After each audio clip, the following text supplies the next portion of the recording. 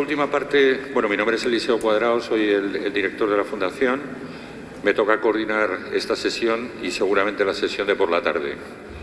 Entonces, esta última parte, después de hablar sobre todos los temas de ODS por parte de Federico Mayor Zaragoza y de hacer un repaso sobre los temas de seguridad internacional, lo vamos a dirigir muy específicamente a temas que tienen que ver con pobreza, bienestar y sobre todo muy específicamente con Raquel con el tema de refugiados, ¿no? Así que veremos, digamos, desde otro ángulo un poco toda la visión que esta mañana nos han dado los dos ponentes sobre el tema de seguridad y sobre el tema de relaciones internacionales y seguridad. Tiene aproximadamente 20 minutos cada uno y después pues intentaremos hacer unas breves preguntas para terminar a las 2 y si os pediría puntualidad a las 4, ¿de acuerdo? Porque vienen ponentes de fuera y a las 4 en punto os pediría por favor que estuvierais para la sesión de la tarde, que acabaremos como a las 6, incluso con experiencias prácticas de alumnos, que os explicaremos un proyecto interesante, alumnos de la universidad que forman parte de un programa de prácticas y proyectos fin de carrera en cooperación al desarrollo, ¿no? Que yo esta tarde os explicaré con calma. Vendrán 3 compañeros a explicar las experiencias y yo os explicaré cómo funciona la convocatoria en la que han participado ya más de 200 alumnos en los últimos años. Bueno, sin más dilación, me presento unos currículum muy escuetos a Íñigo Macías, que actualmente es coordinador de investigaciones de Oxfam Intermón. Trabaja como coordinador en el Departamento de Campañas y Ciudadanía de Oxfam Intermón. Es máster en Estudios de Desarrollo Local por la London School of Economics y licenciado en Economía y Administración de Empresas por la Universidad Pompeu Fabra. Toda su carrera profesional se ha dirigido a temas de investigación con organizaciones de la sociedad civil, en temas como la desigualdad, temas de reforma tributaria y cooperación internacional. Tiene muchísimos artículos e informes y recientemente ha sido coautor del informe Premiar el trabajo y no la riqueza. Además es profesor asociado de IBEI. Así que, Íñigo, adelante, bienvenido. Bueno, muchas gracias a todos, muchas gracias a la Universidad por la invitación. Yo voy a utilizar un PowerPoint. No tengo la cabeza tan bien amueblada como nuestro anterior interviniente, o sea que a lo mejor quizás queréis aproximaros un poquito aquí cerca, pero bueno, voy a utilizar bastante porque os voy a dar mucha información y necesito apoyarme en el PowerPoint. Lo que voy a hablar es un poco de la situación de desigualdad a nivel global y explicaros un poco cómo estamos trabajando desde Oxfam, desde la Confederación, cómo estamos trabajando para luchar contra la desigualdad. Comentaros que mucha de esta información que os voy a relatar viene el resultado de un trabajo de un año que hemos estado haciendo con otros colegas dentro de la Confederación, que es ese informe que sacamos cada enero, cuando se reúnen las grandes personalidades del mundo económico, del mundo político, en la famosa estación esta de esquí de Davos, y en el que analizamos un poco cuál es la situación de desigualdad de riqueza, qué es lo que ha ocurrido, ¿no?, a nivel global. Primero me gustaría un poco que pensaseis 10 segundos, preguntaros qué sabéis sobre si la desigualdad de renta ha aumentado o ha disminuido, sobre si la desigualdad de la riqueza ha aumentado o disminuido y que penséis sobre todo cuando hablamos a nivel global o a nivel nacional, ¿no? No sé me gustaría que le echéis a ver cuál es la percepción que tenéis sobre esta situación. Pues aquí tenéis un poco el resultado que tenemos de qué es lo que está ocurriendo cuando analizamos la desigualdad económica, ¿no? La desigualdad de renta a nivel global ha disminuido. Tenemos que estar contentos. Si colocamos a las personas desde la más pobre hasta la más rica en términos de renta, las diferencias han disminuido. El problema que hay es que efectivamente ha disminuido, estamos hablando de desigualdad de renta relativa, pero si el mundo fuese un país, tendría los niveles de desigualdad equivalentes a Sudáfrica, ¿vale? A nivel nacional, la desigualdad dentro de los países, cuando colocamos a las personas de cada uno de los países, en una gran mayoría de países, la desigualdad de renta dentro de los países ha aumentado. 7 de cada 10 personas en todo el mundo viven en países donde la desigualdad de renta en los últimos 30 años ha aumentado. ¿Qué pasa cuando analizamos la desigualdad de riqueza? Son dos variables diferentes, ¿no? La renta es una variable flujo, es lo que obtenemos mensualmente por el salario, por prestaciones sociales, por subsidios de empleo, etcétera, o porque tenemos alquilado un apartamento y entonces nos retribuye. Pero ¿qué es lo que pasa con la riqueza, ¿no?, con el valor de aquellas cosas que poseemos, del patrimonio? A nivel global, la desigualdad de riqueza, si colocamos a todas las personas y las ordenamos en función del valor de su patrimonio, vemos que a lo largo de los años la desigualdad global de riqueza ha aumentado.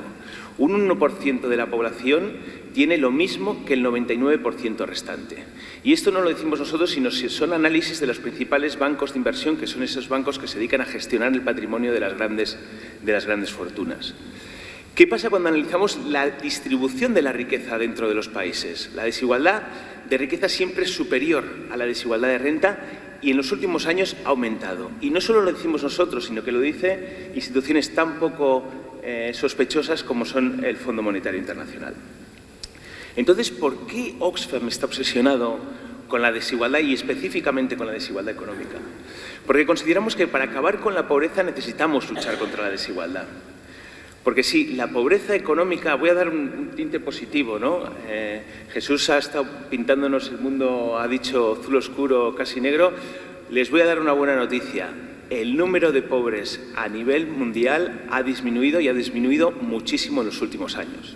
La pobreza económica, en términos absolutos, cuando medimos el número de personas que están por debajo de $2 al día, ha caído en el mundo. Debemos estar muy, muy contentos. Pero actualmente los niveles de desigualdad que tenemos a nivel global son actualmente exagerados, y aquí no lo dice Oxfam, sino que lo dice el propio Fondo Monetario Internacional. Bueno, el Fondo Monetario Internacional, que todos lo debéis conocer, tiene un departamento de investigación que dice unas cosas y luego tiene un departamento de políticas que dice cosas totalmente contrarias, ¿no? En el departamento de investigación del Fondo Monetario Internacional dicen que la inmensa mayoría de los países en el mundo tienen niveles de desigualdad que ya son perniciosos para el crecimiento económico, no solo para la reducción de la pobreza, sino para que las economías sigan creciendo. Suponen una barrera al crecimiento económico. Además de desigualdad, la desigualdad económica está asociada a desigualdades muy importantes en términos de voz, de influencia, de participación política. Están asociadas a la desigualdad de oportunidades. Muchos de vosotros habéis oído hablar de la famosa curva esa de Gatsby, ¿no? O sea, en los países donde hay mayor desigualdad, la probabilidad de que tú nazcas en una familia pobre y en las siguientes generaciones sigan siendo pobres es mucho mayor. La desigualdad está asociada a la desigualdad de oportunidades.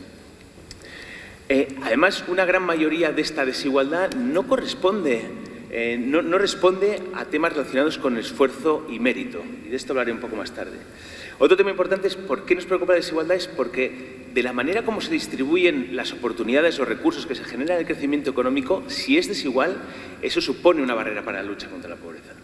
Y por lo tanto necesitamos cambiar las reglas de juego. Necesitamos cambiar las reglas de juego, especialmente en el ámbito económico, para que la economía esté alineada con los intereses de la gran mayoría.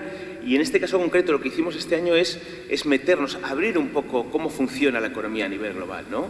Y lo que nos dimos cuenta es que tenemos una economía que premia la riqueza frente al trabajo, y debemos considerar que para la inmensa mayoría de las personas, de familias, de hogares, tanto en los países ricos como en los países pobres o países en vías de desarrollo, la principal fuente de renta es el trabajo. ¿Qué tenemos? ¿Qué es lo que nos estuvieron diciendo los análisis que estuvimos trabajando el año pasado? El primero es que el 82% de la riqueza que se generó el año pasado fue a parar a manos del 1%. ¿De acuerdo? 8 de cada 10 dólares generados de riqueza fueron a parar a manos del 1%. La mitad del planeta no vio variar su patrimonio, no vio variar el valor de su riqueza. A día de hoy hay 2.043 millonarios en todo el mundo que acumulan una riqueza neta de 7,7 billones y que, para que os hagáis una idea, con lo que consiguieron acumular el año pasado, o sea, el año pasado fue un gran año para las personas con mayor riqueza en todo el planeta. Se creó un multimillonario cada 2 días. Con lo que consiguió aumentar su riqueza el año pasado, que estuvo en torno a los 762.000 millones, se podría ver, con esa cantidad de dinero, se podría situar hasta 4 veces a todas las personas que están por debajo del límite de la pobreza. Sabemos, luchar contra la pobreza no es solo un tema de redistribución, no es quitar de unas personas para darle a otras. Luchar contra la pobreza significa cambiar las reglas de juego, supone un proceso de transformación. Es simplemente para que os hagáis una idea de las magnitudes en las que estamos trabajando. Además, Cuando uno se pone a analizar un poco el origen de la riqueza de todas esas personas que entran a formar parte de la lista Forbes que publican cada año con las personas con mayor patrimonio del mundo, cuando uno empieza a mirar en detalle, lo que observamos es que 2/3 partes de esta riqueza, el origen no tiene nada que ver con el esfuerzo y con el mérito. En muchos casos el origen son producto de herencias, son productos de trabajar en sectores de actividad con un fuerte poder monopólico, o porque son riqueza que se genera en actividades económicas que son mercados, que son sectores de actividad especialmente regulados y en los que existe un fuerte nepotismo. Aquí tenéis un poco cuál ha sido la evolución tanto del número de milmillonarios, ¿de acuerdo?, y cuál es el valor de su riqueza.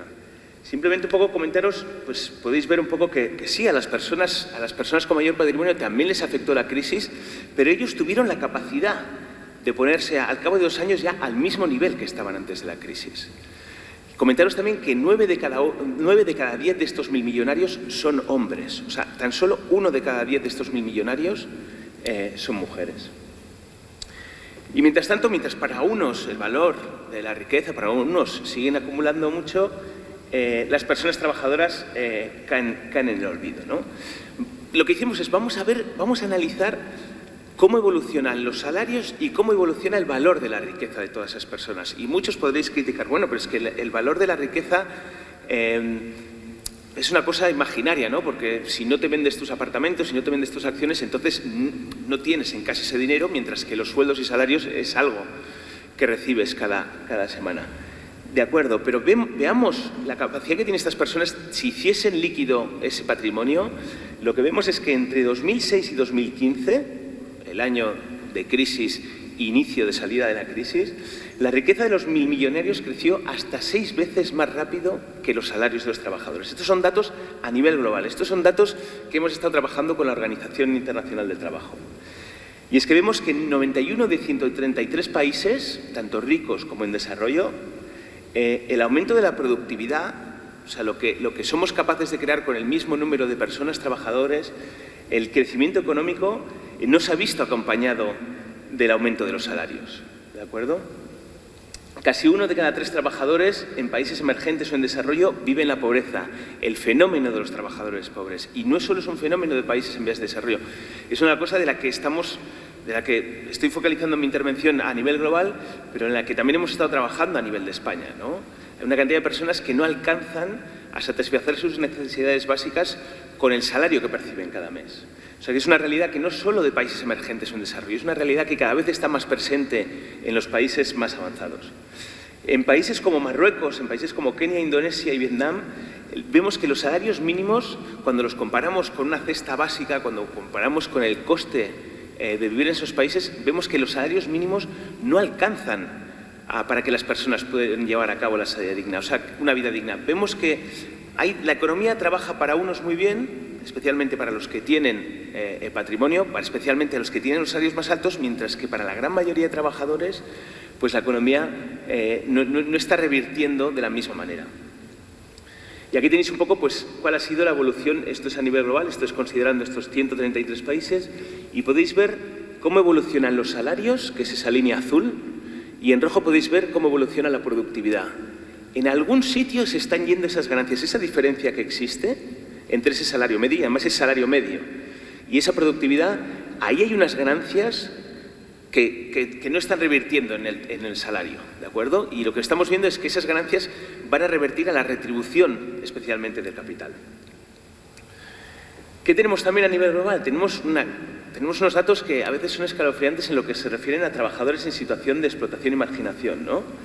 En países como India y Filipinas, al menos 1 de cada 2 personas en el sector textil reciben remuneraciones por debajo del salario mínimo.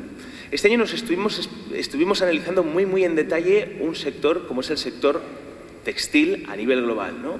Y entonces también estuvimos analizando, tú puedes conocer qué es lo que ganan los principales ejecutivos de las grandes empresas textiles de marcas que todos llevamos. Podemos saber qué es lo que ganan el principal ejecutivo, podemos saber qué es lo que retribuyen a sus accionistas año tras año, podemos saber qué qué parte de los beneficios utilizan esas empresas para recomprar sus propias acciones y así aumentar el valor. Y entonces lo que hicimos es analizar todos esos números y luego con nuestros compañeros, especialmente en Bangladesh, estuvimos entrevistándonos con trabajadores y trabajadoras de empresas que aprovisionan a muchas de estas empresas textiles. Y solo para daros un dato, hay muchas cosas que son muy curiosas, ¿no?, por decirlo de alguna manera, pero solo deciros con un dato, en tan solo 4 días, en promedio, el director general de una de las 4 o 5 principales empresas textiles que todos conocéis, en tan solo 4 días ganan lo mismo que una trabajadora en esta empresa de aprovisionamiento para estas grandes marcas, lo que ganará en toda su vida laboral. O sea, lo que estamos viendo es que no se distribuyen los beneficios, las oportunidades de la misma manera dentro de un sector específico con una importante implantación a nivel global, una cadena de valor tan importante como es, por ejemplo, el sector textil. En todo el mundo se estima que el número de personas con trabajos vulnerables, y hablamos no solo de características del puesto de trabajo en el que estás, sino que estamos hablando del tipo de contrato al que haces frente, y estas son estimaciones de la Organización Internacional del Trabajo, hay alrededor de 1.400 millones en 2017, lo que constituye más del 40% del empleo total. Aquí en España tenemos también esa traslación, ¿no? Hablamos de la precariedad, la constante precariedad del trabajo. No hablamos solo de la devaluación que ha habido de los salarios, sino que hablamos de cuáles son las características a nivel contractual de los salarios a los que accede ahora especialmente las personas más jóvenes. De nuevo, la Organización Internacional del Trabajo ha calculado que la esclavitud en 2016 ascendía a 40 millones de personas, de los cuales 25 millones en trabajos forzados. O sea, hay 2 mundos diferentes a nivel global en cuanto a nivel económico. ¿Y quiénes son, dentro de este colectivo de trabajadores, las personas más afectadas? Las mujeres. Las mujeres. La brecha salarial, el promedio de brecha salarial entre hombres y mujeres a nivel global es de un 23%. Considerando no solo lo que ganan las mujeres, sino las características del trabajo, el Foro Económico Mundial estima que para cerrar esa brecha, al ritmo que estamos yendo, necesitaremos 217 años para conseguir que las características del empleo y los sueldos de hombres y mujeres se equiparen. 217 años. Además, vivimos en una sociedad en la que algunas tareas, algunos trabajos son considerados trabajo de mujeres, pues tales como la limpieza, los cuidados, y suelen estar muy poco valorados y muy mal pagados. Se estima que ese trabajo no remunerado que desempeñan principalmente las mujeres en todo el mundo alcanza los 10 billones de dólares. Ese es un dinero que no computamos a nivel económico, no tenemos ni idea, ¿de acuerdo? Cuando hablamos del PIB, etcétera, todos esos números no salen. Y es que tenemos unas señales de que la economía global no funciona bien. Aquí tenéis un gráfico, seguro que muchos de vosotros habéis oído hablar de un famoso economista francés que se llama Piketty, ¿vale? Que lo que hacen ellos es analizar cuál es la distribución de la renta a nivel global, pero no solo van a las estadísticas que ofrecen los institutos nacionales de estadística de cada país, sino lo que hacen es, además se van a las oficinas, a las agencias tributarias de cada uno de estos países, y lo que hacen es mezclan esa información de las oficinas tributarias con las encuestas que tienen las oficinas de estadísticas. ¿Por qué hacen eso? Porque cuando se hacen esas encuestas sobre cómo se distribuye la renta dentro de los hogares en España, sabemos que se nos escapan las colas, especialmente los que más tienen. Es muy difícil que alguna de estas personas que hace estas encuestas vaya al hogar de la persona más rica de España, ¿no? Entonces, esto es lo que hacen, este es un trabajo muy importante. ¿Y qué es lo que vieron? Vieron que en los últimos años el 1%, me estoy acordando de memoria, durante los últimos años, de todo el crecimiento generado de la renta, el 1% más rico acumuló el 27% de ese crecimiento. El 50% más pobre acumuló el 12%. Lo que vemos es que cada vez la economía crece, pero se reparte de manera muy desigual. Los más ricos son los que acumulan cada vez una mayor parte del pastel. Además, aquí estamos hablando de desigualdad relativa, no desigualdad absoluta, ¿vale? ¿Por qué es importante, y aquí permitidme que pare, por qué es importante hablar de desigualdad absoluta? Imaginaros un país en el que hay 2 personas. Una persona gana $1 y otra persona gana $100. La desigualdad relativa es 1:100, ¿vale? Una persona gana 100 veces más. Al año siguiente, estas dos personas aumentan su renta por 2. La que más tiene ganará 200 y la persona que menos tiene ganará $2. La diferencia relativa seguirá siendo 100. La persona más rica gana 100 veces más, pero la diferencia absoluta antes era $99 y ahora es $198. ¿Y eso es muy importante a la hora de ese dinero, si te permite salir o no salir de la pobreza y que empieces a acumular un patrimonio para luego hacer frente a situaciones de riesgo por que un familiar se te pone enfermo, tú te pones enfermo, etcétera. Es muy importante analizar la desigualdad relativa, pero aún más importante es analizar la desigualdad absoluta. ¿De acuerdo? Y luego otro tema muy importante es el tema de la evasión y la elusión fiscal, ¿no? Sabemos que el 1% más rico de la población estaría evadiendo hasta $200.000 millones. Las prácticas de evasión y elusión fiscal no son unas prácticas a las que tenemos acceso la gran mayoría de las personas. Son unas prácticas a las que tienen acceso unas pocas. Voy a ir avanzando. Lo que vemos también lo que estamos haciendo en Oxfam es analizar, como nos falta mucha información de qué está pasando con la desigualdad entre los países, estamos empezando a trabajar en cada uno de los países en hacer estudios que nos permitan evaluar cuál es la situación de desigualdad, ¿no? Para poneros un ejemplo, en Nigeria en los últimos 20 años, mientras los intereses que genera un año la riqueza del hombre más rico del país serían suficientes para sacar de la pobreza extrema a 2 millones de personas. Otros ejemplos tenemos en Indonesia, en Estados Unidos, en Brasil, etc. Y también otro ejercicio que hicimos importante este año es, en 10 países de todo el mundo, preguntamos a la gente cuál era su percepción de desigualdad, ¿no? A través de un complejo modelo de randomización, lo que vimos es que más de 3/4 partes de las personas encuestadas están de acuerdo o muy desacuerdo con que la brecha entre ricos y pobres en su país es demasiado grande. 2/3 partes de estas personas encuestadas consideran que hay que adoptar medidas de manera urgente o muy urgente para reducir la brecha de desigualdad. Y el 75% preferiría vivir en países con menores niveles de desigualdad. Además, lo que vemos es que los gobiernos y las instituciones financieras internacionales hablan mucho, pero hacen poco. 193 países firmaron los Objetivos de Desarrollo Sostenible, de los cuales tenemos el objetivo 10 de reducción de la desigualdad. Lo que estamos también es analizando un poco cuáles son las medidas que están implementando los países para luchar contra la desigualdad, ¿vale? Es otra iniciativa que tenemos a nivel de Oxfam, hemos creado un índice de compromiso de reducción de la desigualdad y lo que intentamos ver es las políticas en el ámbito laboral, las políticas en el ámbito de gasto público y las políticas en el ámbito de la tributación, qué es lo que están haciendo los países para luchar contra la desigualdad. Si promueven una tributación más progresiva, si promueven un gasto público más progresivo, si promueven una mayor defensa de los derechos de los trabajadores, y vemos que de 152 países, 112 hacen menos de la mitad de lo que podrían hacer. ¿De acuerdo? En definitiva, estamos hablando de un modelo que es injusto e insostenible, en el que cada vez los trabajadores tienen un menor peso, una menor capacidad de influencia para decidir cómo se distribuyen las rentas que se generan en la economía. ¿De acuerdo?